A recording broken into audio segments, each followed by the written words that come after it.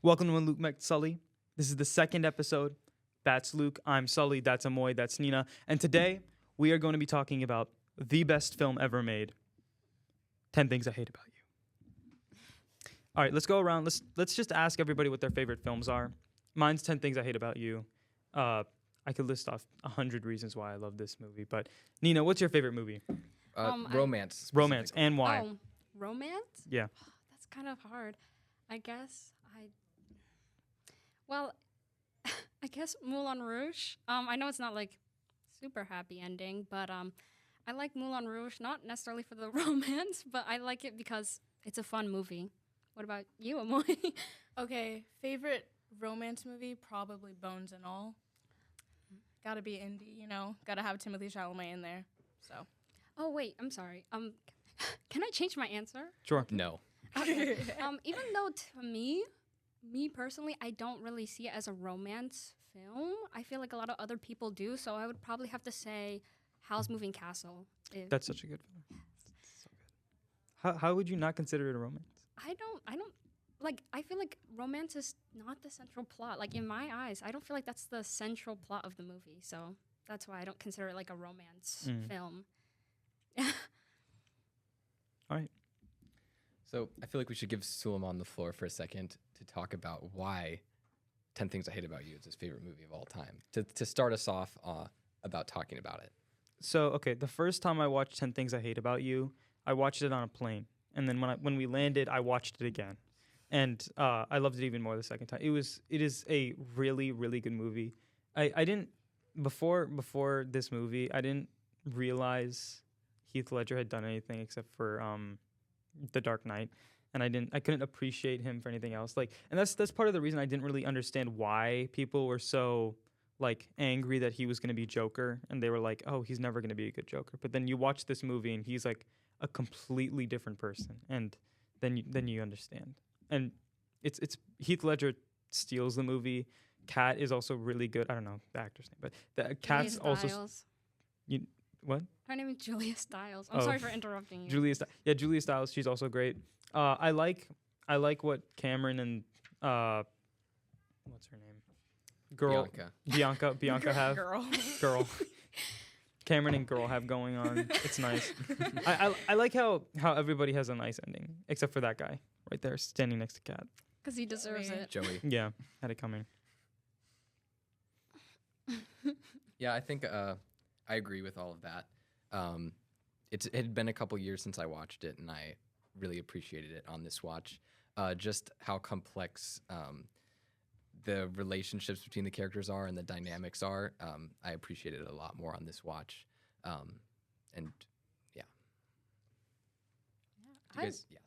I mean, I really like the movie. I'm a hopeless romantic, but I'm not the biggest fan of romance movies in general, just because I feel like everything just feels sort of like forced, and it doesn't feel very natural to me. But this movie actually did I believed the characters and their relationships, and which was kind of shocking because the movie's short, kind of. Mm-hmm. It's kind of short, and so I was very surprised. Well, not surprised, because I know that people love it, but there's a lot of romance movies that people love that I don't care for, but I really love this one, so there's that. No, I actually totally agree. The fact that Kat and what's Heath Patrick. Ledger's Patrick, yeah. Like the build up for their relationship is something that I feel like is not exactly relatable, because I feel like that doesn't necessarily happen in real life a lot, but the way that they acted it felt so real to me, and just honestly all of their acting skills are incredible for the times and for this supposedly silly movie. So I think they did an excellent job. And sorry, to add on to kind of what you were saying, I despite the situation being very unrealistic, like him being paid to go out with her, I really it feels somehow so natural. It just feels so natural. I know I said that already, but it just feels so natural to me, and I think that's just because of it's the acting, but I think it's also just the way that they did build up their relationship and how believable their characters are as individuals. Also, not to mention the fact that she's not even ugly. So it's not like if the fact that he has to get paid just to talk to her is kind of crazy. Like, well, no, it's not because she's. It's because she's scary. Yeah, it's because she's okay, scary. but like She's really mean. even then, like, if it were me, like, I would have no problem talking to this girl. So I don't know, just something for me to think about.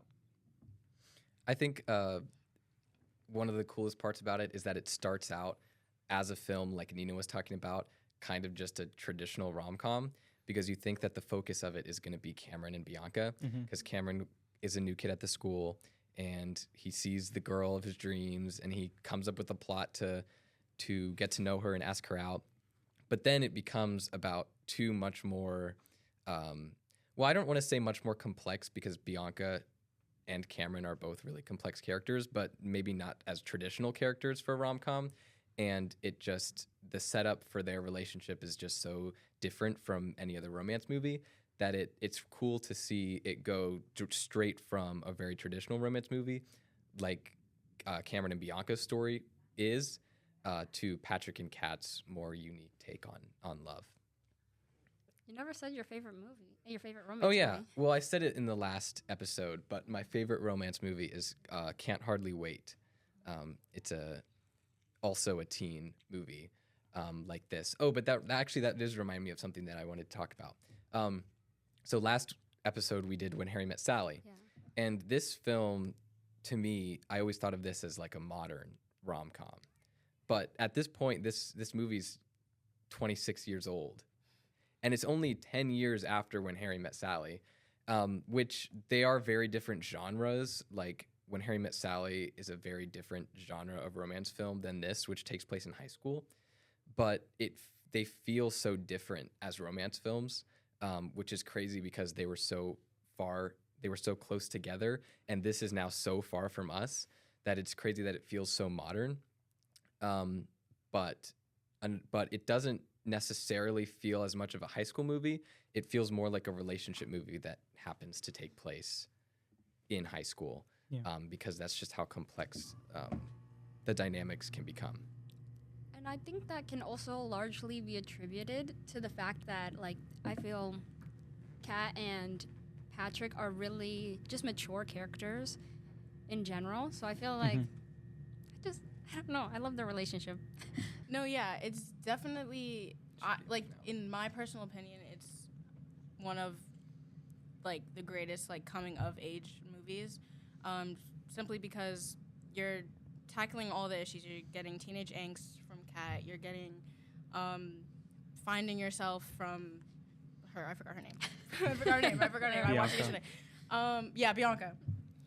You're getting this like kind of awkward teenage boy, and then like the stereotypical bad boy, which is Patrick.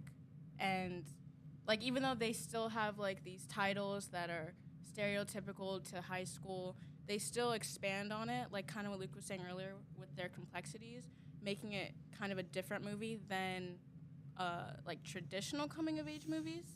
So Yeah. And the actors really do an amazing job at bringing that to life. Julia Stiles was only 17 when they filmed this movie, which is the age of her character, but even, for the industry, to play the age of your character in a movie like this is still not very common. So she just did an amazing job with the role. And same with Heath Ledger, too. This was his first American movie. And originally, the roles were supposed to go to the Dawson Creek kids. I did. It was hear about supposed to that. be Dawson. I don't remember his name, but Yeah, Dawson's yeah. actor and Katie Holmes were supposed to be Patrick and Kat. Mm-hmm. But the director basically just begged for a chance to find unknowns, and I think it worked out really well. I mean, I'm sure that they would have been fine in the role, but I think it worked out really, really well Agreed. in this film with the unknowns that they found. Mm-hmm. I gotta start contributing way more to No, those info But bits. yeah, we need a. Can we get a Suleiman wow? Wow. Because Luke's gonna clip from all of this, and then I'm just gonna be sitting there saying nothing. And it's Take like every time that I'm talking way too much out, like mm-hmm. just replace it with clips of someone saying Wow. silence. Wow. Wow. Which was your favorite couple in the movie? I'd have to say Patrick and Kat. Yeah, So. they are the best. Honestly, They just really are. they just steal Yeah. the spotlight. It's because of their dynamic. Like they have such because I think a lot of people like when they're it's because there's a lot of tension. I feel because she's very standoffish, and then he's just like the bad boy who's only here because he was paid. At least initially, he's like being paid to be here and take her out. So it's kind of like I don't know. It's just there's just so much tension between the two. And sort of seeing her, just sort of seeing that unravel and seeing the tension loosen up, I think is what makes people like the movie so much. I mean, in their relationship, I mean. And kind of, I don't know, I was going to say something else, but I forgot. It evolves so organically too. Like it doesn't really have those moments where you're like, oh, this just happened because they needed Patrick to fall in love with Kat.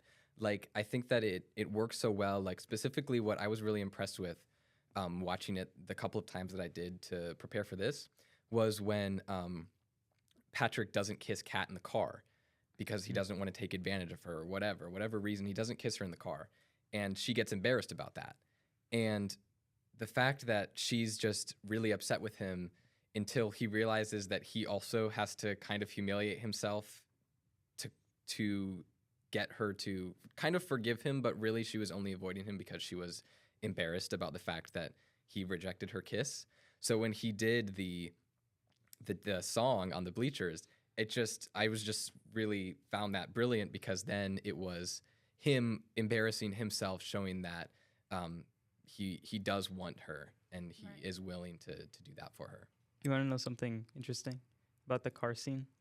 When they filmed that the first time, or like during one of the takes, there's an outtake where she leans in to kiss, and then Heath Ledger just goes in and kisses her, and just for fun, you know. Like super aggressively too. I think I saw that because they have like all the bloopers at the end of the movie, right? Yes, they have the bloopers at the credits. Yeah. Speaking of the end of the movie, I might be getting my head ahead of myself here, but me and Suleiman were talking about this earlier. I completely forgot about that crazy shot at the end where the band is on top of the roof. Like, that's just crazy. I was like watching it for the first time. I was like, this is in this movie? And it's like this huge like drone shot of the band on the roof, and it's like going around them. It's crazy. It's a really fire shot. Muy fuego. It's really fire school. What else is crazy? Nothing. Never mind. For favorite couple, I obviously agree that Kat and Patrick are the best couple, but not just because of like the literal movie, but the fact that their acting chemistry just as a whole was like perfect. Like I know that these other two people were supposed to play them, but I genuinely do not think anyone else could have done it better. Just the way that they operated together, like Nina said, was so organic, so natural, and like they themselves made the entire movie. So. You know, something else I really like about this movie is that every teacher is like hilarious, and every adult is hilarious. Like every single one of them is they're all funny, and they're all like interesting characters. And like a lot of like high school movies, all the teachers are like mean or annoying or dumb, and in this movie every teacher is like funny and like engaging. Mm-hmm. They cut so many scenes of Miss Perky, the guidance counselor, that like she's already so funny in the movie. Isn't she the principal? Or the behind the scenes thing I was watching kept referring to her as the guidance counselor. Okay. But I thought she was the principal too. But they cut so many scenes of her that were just like over the top hilarious compared to like the scene at the beginning was funny, obviously, but she Right. really doesn't show up for the rest of the movie. And like there was this deleted scene where Kat and Bianca go to her to talk about like their fight and like their problems between each other.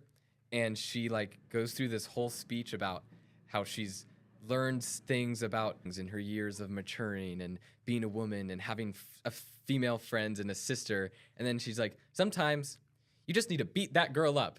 Just beat her. And I was just like, it's so funny. And I just wish that they kept a lot more of her in it. Mm-hmm. Yeah. Especially because I thought she was going to be in it a lot more. Because I saw her name in the opening credits, and I'm just like, you know, if you're in the opening credits, you're usually a pretty important character. And then she was only in like 2 scenes. Mhm. Yeah. I was a little sad. I think she was, though. Like, she was originally in a lot of it. And even the director originally had a role as a teacher also. But they just had to cut a lot of that little funny stuff. So Mm-hmm. Unfortunate. Unfortunate, but I feel like it's not like we're missing out on like important details. It's just Mhm. like it could have added we could have had more funny scenes, but the scenes that we had were funny, and it's not like we're necessarily missing it. I would have just liked to have seen it in yeah. the movie. There should be an extended cut. There should be an extended cut called 11 Things I Hate About You. And it can have all the deleted scenes in it. And it should add like an hour onto the movie, just like how the Snyder's cut of Justice League added on like another hour to already extremely long movie. I could talk forever about how I hate the Oh, and they can have a Snyder's cut. flash forward nightmare sequence where Heath Ledger puts on the Joker makeup. So It's 'cause Solomon is so quiet. okay, so Luke and I were talking about this. At the end of the movie, Kat's really happy because she gets with Patrick. But a question that me and Luke had was well, she's going to college across the country, and she doesn't seem too concerned that she's dating Patrick and also going to college across the country because she's in her senior year and she's about to like finish that up. I think Well- that's. Oh, sorry. You can go. Didn't he say he would like? I don't know if I'm like imagining this, but wasn't there a point where he's like, "I'll follow you" or something? Like not like I'll follow you to your house, you know, not break your specific- door down. Okay. Not specific to like her going to college, but like I don't know. I wish I could like pull it up, but I feel like he would follow her. You go with her. Yeah. I think "follow's" the wrong word. Oh, okay. Get on the plane, just. Oh, I hey, think- funny seeing you here. I think he would willingly continue their relationship with her. I think that's the real reason why she accepted his apology after she found out about him and Joey's little arrangement, because she was like, I'm only gonna date you for like 2 more weeks. So. Well, that was actually one of our questions. So if you started dating a guy and found out that you have a relationship like Kat and Patrick did, like it was very genuine, or at least you felt like it was very genuine. Obviously, it was in the film, but you felt like it was very genuine. But then you found out that he was paid to take you out. What would your reaction be? See, is the guy Heath Ledger? No, actually, so real. Does he look like Heath Ledger? Does And he? is he Heath Ledger? That's What do you mean does he? It's your I don't know. hypothetical. I mean, That's a Yes, he really does look valid like Heath question. Ledger. Okay, then nothing matters. Like genuinely. I okay, pay him. we'll do 2 separate answers. We'll do one in which he is Heath Ledger and one in which he's Okay. just some average guy. But Okay. you had the connection with him that they do in the movie. I Right. think that. See, if I'm Kat and I'm about to go off to college in like 2 weeks, then I mean, no. I think I would actually probably be like, I would need more than just that. I think, because unless again I'm going off to college in 2 weeks, and we're breaking it off after this. I feel like he would need to do more realistically, but I feel like when I watched the movie, because because normally I feel like when these like stuff like that happens in movies, I usually get like really mad. Like when I watched Pretty in Pink, like a few months ago, whatever his name is, whatever her Molly Ringwald's love interest's name is. I don't even remember her name. I don't even remember the character's name. But You're just like Suleiman.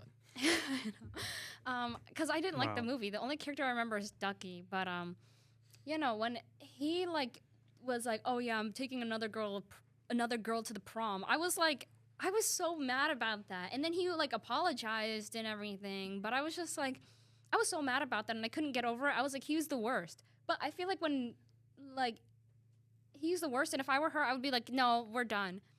But when I put myself in Kat's shoes, I feel like I don't know. Like, I'm not just saying it because it's Heath Ledger. I'm saying it because I feel like in Kat's shoes, like if it were me, maybe I did not go through exactly what Kat went through, I probably would be like, no, you're gonna have to do more than that. But I feel like after seeing all the things that she's gone through, and if I were like in her shoes exactly, I would be like, I would probably, yeah, I think so. Maybe I just convinced myself that since I've been talking.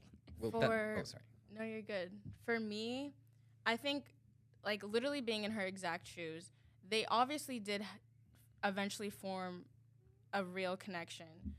But I do think that it wouldn't have just been an easy, like, it was a real connection, so yes, you can stay with me. Like, it would have to be lots of convincing, lots of, like, conversations about it. And, you know, if he doesn't even look like Heath Ledger, then what's the point? What's the point? Yeah. Yeah. I think that was one of the things that the movie did really well organically. Like for me, also like for like transition wise, that I was impressed about because like the way that he apologizes to her, I think worked really well. Which is kind of the next thing, like, but that I was going to ask. But by having him not just apologize and be like, "Oh, I really do care about you," and give a speech or whatever, by having him spend the money that he made off of taking her out on a gift for her. Yes. I think that was just another thing that was just done so well. Like that feels like a way that someone would, like that she would be able to actually forgive him. And it actually makes sense instead of just, oh, we need the movie to end and we need them to end up together. But that was my next question. So if you found out about that, would him spending that money on a gift for you be enough for you to forgive him? No, absolutely not. Oh, I feel like the I- more I sit here and think about it, I feel like, well, no, because I feel like I say it now, but then if it actually happened, which I know it wouldn't, but I'm just saying, hypothetically speaking, I don't know, because guitars are not cheap. Guitars are not cheap. And you got her a nice guitar, and I don't know, maybe it's because I'm a guitar player, but I don't know. There's something very special about getting someone buying you a guitar. So We need to have I you don't- compose our intro and outro music. Yeah, I'm not that good. I think yeah. Honestly, like because didn't he spend like all of the money on the guitar?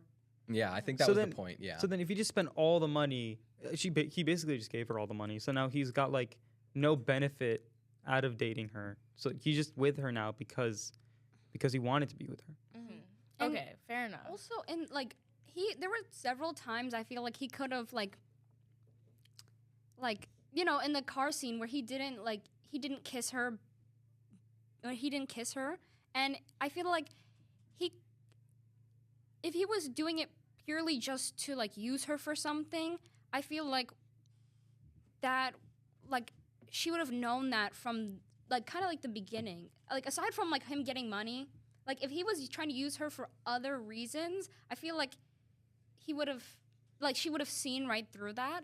So I feel like I don't know. I just feel like, and I know like if I were in her shoes, I feel like it would be obvious if he was trying to like aside from him being paid originally to go out with her, I feel like why am I like I'm talking in circles. I feel like he would I feel like I would be able to like if he was using me for other reasons, I feel like I would be able to see through that, and I would be able to see through that. So I feel like what was I gonna say? You feel like it would be enough? It would. for So I feel like apology. the more that I sit and think about it, I feel like also it's just like it's just a high school relationship. Like let's be so not. I know not all high school relationships. Some high school relationships are very serious, but given their circumstances, given the fact that they literally got together like 2 weeks before senior year ended, and You're then very adamant about this 2 weeks. and then and then they already started off on like kind of a bad foot, because it just like, I don't know, it's not like if like it was, I don't know, Cameron and Bianca. I feel like, you know, I don't know, it's like different because it's like they've been like, I don't know how to explain this. I don't know how to articulate myself. This just sounds like, Well, I think what you're trying to say is that Heath Ledger and Kat, they have this thing which is like, it's not gonna last for long, and they don't really intend for it to last long. They just want to spend time together, and they're happy doing that. But Cameron and Bianca, they planned to date for a while. yeah, that's So- what I'm trying to say. But I think Kat and Patrick will date for a very long time. Yeah. But I think I think it's that like, they fit really well. Considering that she started out hating him and he started out being kind of indifferent to her and only taking her out because he was getting paid to, considering the fact that then they got to the point where they are in love with each other, I think that they will last.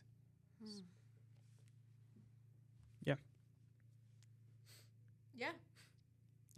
Yeah. Yeah. Wow. Wow. Wait, can I get one? Yeah. Wow. wow. We've got to do it all at the same time too. 3, 2. Wow. Just cut out like the entire part of what I I'll said. like chop up to get the like important bits. yeah. Okay, Yeah. so another fun thing. So the movie 10 Things I Hate About You was inspired by this play by Shakespeare called The Taming of the Shrew. And it's this fun little misogynistic book about a guy who gets this girl who's like independent and who believes in women's independence to like fall in love with him because he's like so dominant and masculine, and she's just a woman. But you know the way they That's adapted definitely it. going to be a short, Solomon. Thank you. But the way they adapted, I like how they adapted it because it's nicer. It's a nicer way of putting on the same story. It's just in a better light because I mean, Kat is still going to the college. She's still like this independent person. It's just she's not as psychotic as before, I guess, because she's not She's Wait, not as close-minded as before. right. Or, like, close-minded. rigid and, like- rigid. Yeah. Great Psychotic's words. a little strong. Yeah, to call a woman psychotic. Oh yeah, my bad. Cancel. The implications Sorry, of I- that. The dark I truth of just- when Luke met Sully. I had just read this book and I was just Shakespeare. He just opened the misogynist in me. But Oh, speaking of, wait, Solomon, did you have? No. We should not sleep on an amazing couple in the film. Mike, is his name Michael? Michael, Yeah, it Michael and the friend. Michael and These two, Shakespeare, right? or Yeah, those two. yeah. Yes. Wait. The prom scene. Cuties. So cute. Mhm. Absolutely adorable. Finding the dress in her locker. Like peak romance to me. Like great. Because it's honestly the least like I don't want to use the word manipulative, but it's the least like all the other ones are kind of complicated. Yeah. And this just comes out of nowhere. Like it doesn't really have to be included, but it works so well in the movie. Yeah. And it's just really cute. Yeah, why is he laying on her, by the way? Like, Yeah, Your well, girl- yeah. your I know, girl's wrong right one, there. Wrong one. your girl's right there, and you're gonna go lay on this completely different girl.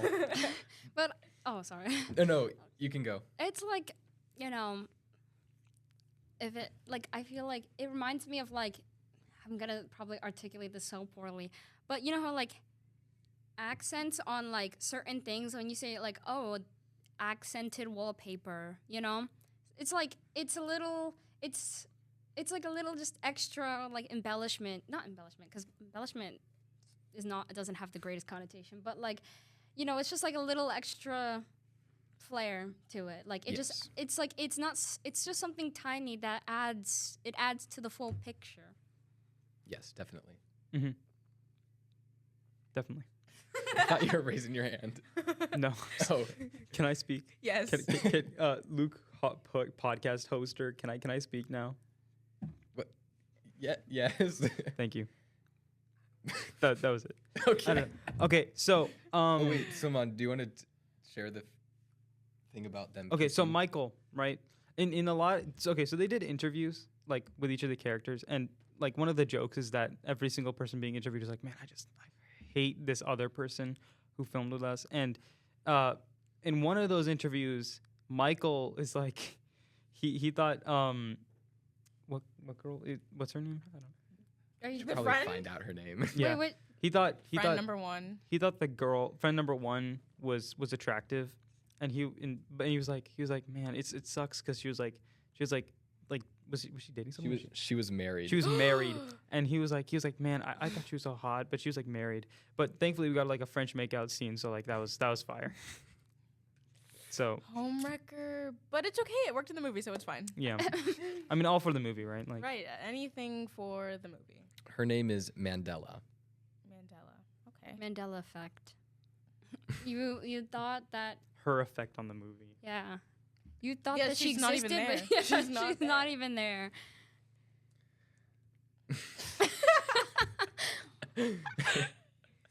Also, guys, I do have to leave soon. I do have a basketball game. Well, we've gotten a very good amount of footage. How long do you think you have? Maybe like 5-10 minutes. Okay, Okay. we can We wrap got up in more that like amount of 15. time. Well, No, I'm that's joking. pretty much all of our main talking points. I think we got a lot of good stuff from that, and I think that we all agree that the film is definitely more timeless than outdated. Yeah. And I think that if anything, it feels more relevant than a lot of stuff that's come out recently. It just works so well even today, and it's really just amazing to watch and very relatable and very also very advertisable to kids of our generation because it does work really well as a high school teen film, even though it's so much more than that. Yeah.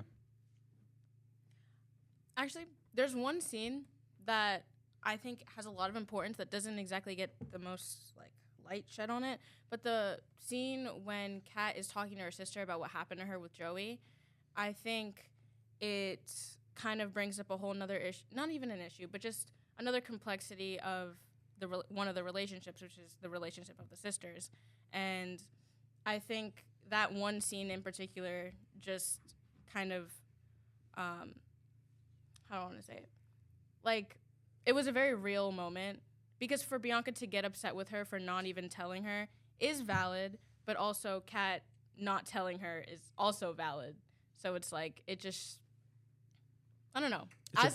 It's very valid. Yes. It's just like a scene. Yes. As someone who has a sister and very deeply cares about my sister, like, yeah, very valid scene. Needs some more Valid. love. So I think the Luke Met Sully certification on this film is timeless. What I stuck. Let's blitz through the fun facts then. All right, let's get through like a couple fun facts really quick. Okay. So, this was the screenwriter's first movie. Their names were Karen McCullen Lutz and Kirsten Smith were their names. This was their first screenplay. They went on to write Legally Blonde. But the title of this film, 10 Things I Hate About You, comes from a diary entry from the writer's high school diary about her then boyfriend, where she wrote a poem about things that she hates about her boyfriend. Well, question mark? Yeah. Well, I don't think it was the same poem as the one in the movie, but I hate the way you don't do the dishes. I hate the way that you're always here. Boyfriend in bothering high me. school? I hate the way you don't do the dishes. Dude, her boyfriend found it, and then she was like, no, I was going to add like a really nice ending. Here, I'll make a whole movie about it to show you. shoot. Oh, but speaking of that poem also, obviously Julia Stiles was cast as Kat, and then she had to read off the poem. But the take that is in the film was the first and only take that they ever did of her reading that poem. And basically, nobody really knew that she was going to start crying while she read it, but the entire crew just broke down behind the camera when she did that, and the director just loved it so much that was the only take that they did, and that was the one that ended up in the film. Oh I bet my Amoy God. could do that. Guys, yes, when I cast get her? into we NYU should've February had- 15th, Come watch me on the screens, guys. Another cool thing. If we have 5 million likes, then Amoy will read the 10 things I hate Oh, about yeah. you Yes. poem. And she'll start crying, real tears. You get to show off your acting. Thank you. So, in the movie, there are like a few Shakespeare quotes that are like they're put in there like really really well. Like you wouldn't notice them. Like that one part where where Patrick is talking to Kat outside of her car, and she goes, "Oh, I purge, I burn, I perish." That one part. Mm-hmm. That's actually a Shakespeare quote. I mean, I kind of figured. Okay, so actually, At all. sorry, I got the names like my bad. Cameron and Bianca. When that's Yes. the scene I'm talking about. You know. Okay, That but might see, be- that's a very like logical thing to be from Shakespeare. I don't think Yeah. people just kind of say that on a whim. No, they do if we were villains. Okay. They do. Yeah. Wherefore art thou Romeo? And they're in the middle of math class. They're That's us, just. though. We can't lie. If we were villains, it's so funny. It's like So they're saying funny little quotes, and then Richard tries to kill somebody. Or someone tries to kill Richard. Shoot. But then he's Spoilers. actually alive. Oh yeah, can we talk about really quick how awesome it would be to go to that high school? That's a real Yeah. high school in Seattle. I want to go to that high school. You know, Why? forget the What's- second half of my senior year. I'm just transferring there right now. Well, what's the appeal for you guys? It's huge. I It's know it's giant. pretty. It's literally. It's It like is. pretty. Like It is actually a Okay. castle. And Like, that football field, the way that they have the football field with the Okay. arena, it feels like the Quidditch Yeah. thing in Harry Potter. Like that's fair what enough, it feels fair like. enough. it is like the biggest school ever.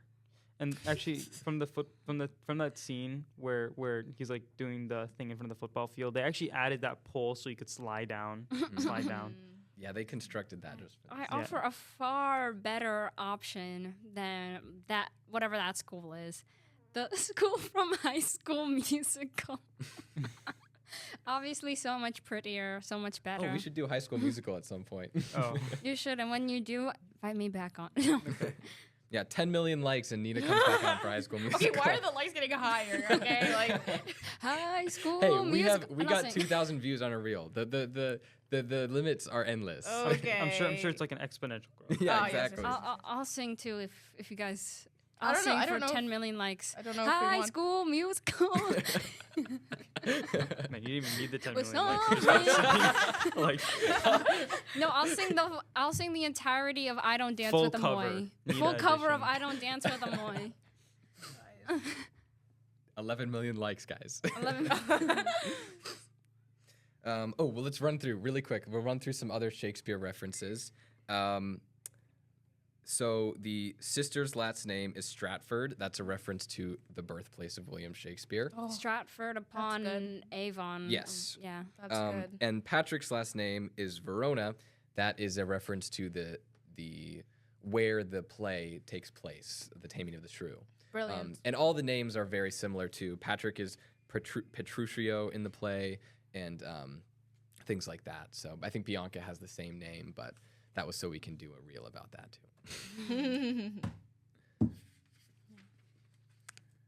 She's blushing on the cover. Any other thoughts? I think that I feel like we didn't talk enough about the scene where he sings "Can't Take My Eyes Off of You." Like Yes. that was That's a brilliant scene. Did you actually know when there's like this really planned out choreography, but he just kind of like just did it the way he wanted to, just messed it all up. I think that was a better move Yeah. than whatever choreo they. And actually, when he sang the song the first time, the song like he sang it like really really well, so well that they were like, you know, do it again, but sing it worse because he would not sing it that well. And he wasn't like a singer or anything before. He just kind just of like walked into that. it. Yeah. just a naturally talented person. Gone too soon. Gone too soon. Yes. Well, that's a great place to end off the podcast. Thank you for tuning in, Drop a like for Amoy's basketball game. and Tell her good Yes. luck. good luck. I'm trying to find my place over Suleiman's microphone. There Thank go, you, Luke. Suleiman. Thank you, Also, Sully. drop a like if you want Amoy and I to come back. Yes. Drop a like for the High School Musical episode featuring Nina. Yes. 30 likes, guys. We'll come back. Yes, 30 likes will come back. 1 like, maybe we'll consider it. 1 like, maybe we'll make another episode, guys. Please give us. Please. I want to get monetized before the end of like season 1. We got to pay for college, guys. No, for real. You're not gonna get No. If this video blows up, you guys are giving me the profits. Yeah, drop a Yeah, like for for Amoy's NYU tuition. Well, thank you guys for coming on. Thank you. And thank you for watching. And we will see you on the next episode. We will announce what our next film will be sometime in the next week. But we will see you then. That's a wrap.